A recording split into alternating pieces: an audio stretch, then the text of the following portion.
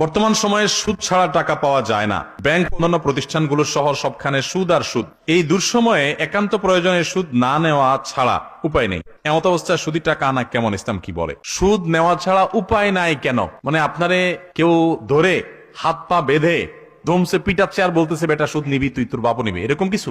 এভাবে কেউ সুদি লোন দেয়? বরং সুদি লোন নেওয়ার জন্য ঘোরা লাগে, তাই না? সুদকে আল্লাহ তাআলা হারাম করেছে, শুধু হারাম না, ভালো করে শুনে রাখেন। পৃথিবীতে যত হারাম বক্ষণ আছে, যত হারাম আছে, এর ভিতরে সবচেয়ে ভয়াবহ হারামের নাম হলো সুদ। সুদের চাইতে ভয়াবহ হারাম আরেকটা।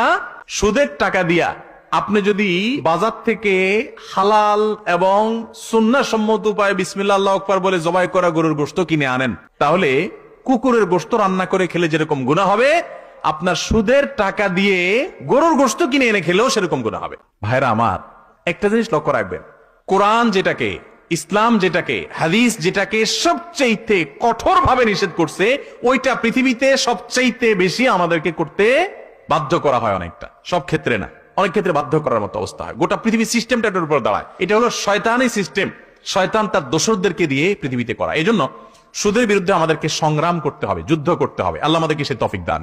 এখন যে ভাই প্রশ্ন করছেন, উনি হয়তোবা ফাঁসা গেছেন কোনো কারণে, সুদি লোন নেওয়া ছাড়া উপায় নাই। তো ফাঁসাটা কিরকম? আপনি বিদেশে যেতে পারছেন না, তো হবে না, যাবেন না, এতে কি আপনি মরে যাবেন? আপনার হয়তো কোনো একটা ব্যবসা সুদি লোন নেওয়া ছাড়া বাড়াইতে পারতেছেন না, এতে কি আপনি মরে যাবেন? আপনার একটা বাড়ি সুদি লোন না নিয়ে করলে যেটুকু করছেন সেটুকু ধ্বংস হয়ে একেবারে ইট খুলে পড়ে যাবে? তাহলে আমরা এগুলাকে বলি যে নিরুপায় হয়ে সুদি লোন নেই। জি না, এটা নিরুপায় বলে না।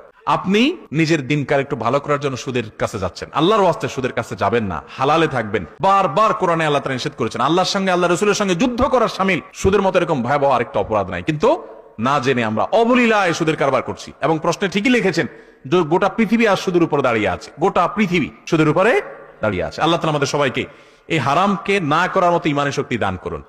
সুদি লোন নিলে বাড়িটা আরেকতলা করতে পারবেন, সুদি লোন নিলে ব্যবসাটা একটু বড় করতে পারবেন, সুদি লোন নিলে ব্যবসা আপনি বিদেশে যেতে পারবেন, আপনার অমুক কাজটা হবে, বুঝলাম। তো আল্লাহর জন্য যখন সুদের এই লোনটা বাদ দিবেন, বাদ দেওয়ার কারণে যে ক্ষতিটা হবে, এই ক্ষতির বিনিময়ে আল্লাহকে বলতে পারবেন, আল্লাহ তোমার ভয়ে, তোমার নিষেধাজ্ঞার কারণে আমি চাইলে হারামে যায় আমি বিদেশ যেতে পারতাম, বিল্ডিং করতে পারতাম, আমি করি নাই আল্লাহ। তো তোমাকে খুশি করার জন্য এই স্যাক্রিফাইসটা করছি, এই ত্যাগটা করছি, তুমি আমাকে জান্নাত দিও। আশা করা যে আপনি আল্লাহর কাছে জান্নাত পাবেন। কিন্তু দুনিয়াতে হারাম খাবেন, আবার বলবেন আল্লাহুম্মা ইন্নী আসআলুকাল জান্নাহ, আল্লাহ দুনিয়াতে সুদ খাইছি, হারাম তো খাইছি, জান্নাতের গুলো খাইতে চাই। কি বলেন? মগরের মায়ের একটাও নিচে পড়বে? আল্লাহ আমাদেরকে হারাম বর্জন করার তৌফিক দান।